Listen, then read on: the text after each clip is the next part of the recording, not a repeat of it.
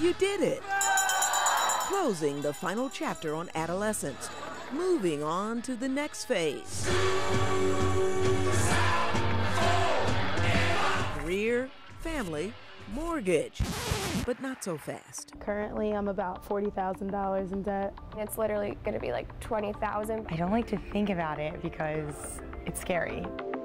It's a new rite of passage, steeply on the rise, and there's nothing here to cheer about. It's hard to want an education when you're paying so much money for it. More than $1 trillion in student loan debt, sending more than 40 million stumbling into adulthood and beyond. I mean, you talk to anybody and they're just in debt up to their eyeballs. And it's weighing heavily on our newsroom interns, clamoring to land jobs. I mean, there's people who don't go to college who are making more money sometimes than people who do. I mean, it's just... The average graduate in the class of 2016 is carrying $37,000 in student loan debt. With thousands of dollars in debt before we can even get into the real world, it's just crazy to me. Sabrina A. Grafenberg.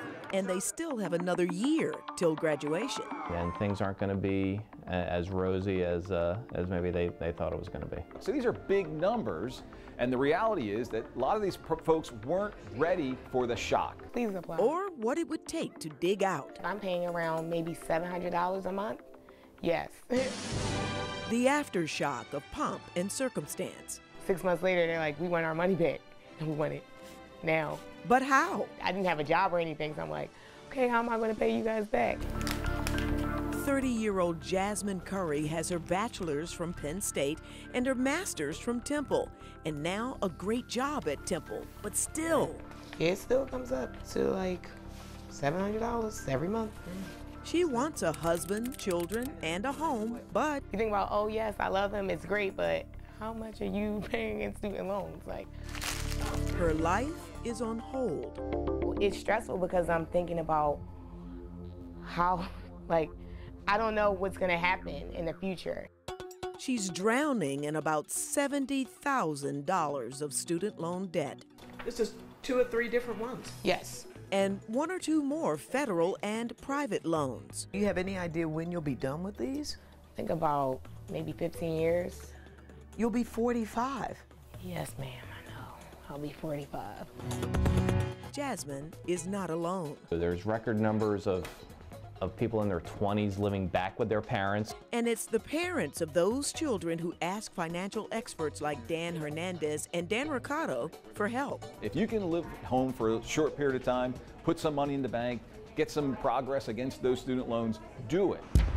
It's tough for millennials, they say, who expect all the comforts and pleasures of life immediately. There's no magic answer. You have to budget, you have to spend within your means, or you're going to find yourself in holes.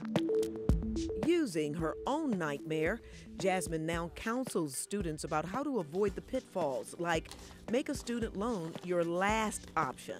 You should always apply for money. At your church, neighborhood groups and businesses, large and small. Anywhere you go, they probably have a scholarship fund.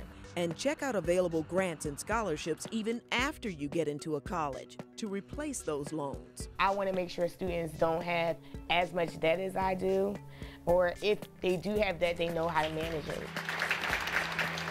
Now, you can apply to have all or some of your student loans forgiven or your payments lowered. You may be able to do it through the military, public service, or by working at the college you're attending. Still, there are no guarantees. Joyce Evans, Fox 29 News.